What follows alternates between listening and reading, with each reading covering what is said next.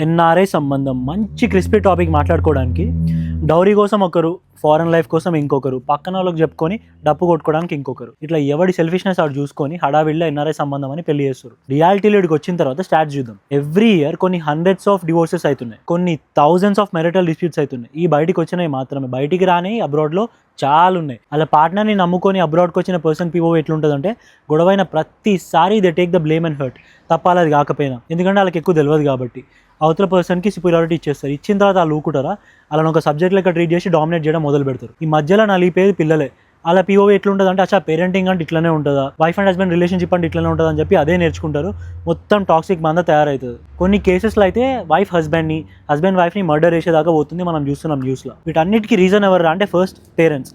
4 సంబంధాలు ముందు పెడితే కళ్ళు ఆటోమేటిక్గా ఎన్ఆర్ఐ సంబంధం మీదకే పోతాయి. ఎందుకు?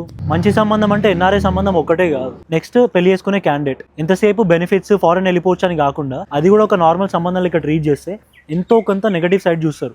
ఫైనలీ మోస్ట్ ఇంపార్టెంట్ ఇక్కడ ఉండే పర్సన్. నువ్వు ఇండియా నుంచి నీ పార్ట్నర్ని పిలిపించుకుంటున్నప్పుడు the most important thing you can give them and return is నమ్మకం. ఎందుకంటే నీ కోసమే వాళ్ళ ఇంట్లో నీ ఫ్రెండ్స్ని వదిలేసి వస్తారు. నీ లెక్క చదువు కోసమో జాబ్ కోసమే రాలే. అండ్ వచ్చిన తర్వాత treat them as a newbie. వాళ్ళకు కూడా అన్నీ నేర్పి సెల్ఫ్ క్యాపబుల్ చేసేయాలని. ఎంతసేపు నీ మీద డిపెండ్ అయ్యేటట్టు చేస్తే వాళ్ళకి ఎప్పటికీ కాన్ఫిడెన్స్ రాదు. లేదు నేను డామినేట్ చేస్తా అంటే నేను చూసి నీ పిల్లలు కూడా నేర్చుకుంటారు.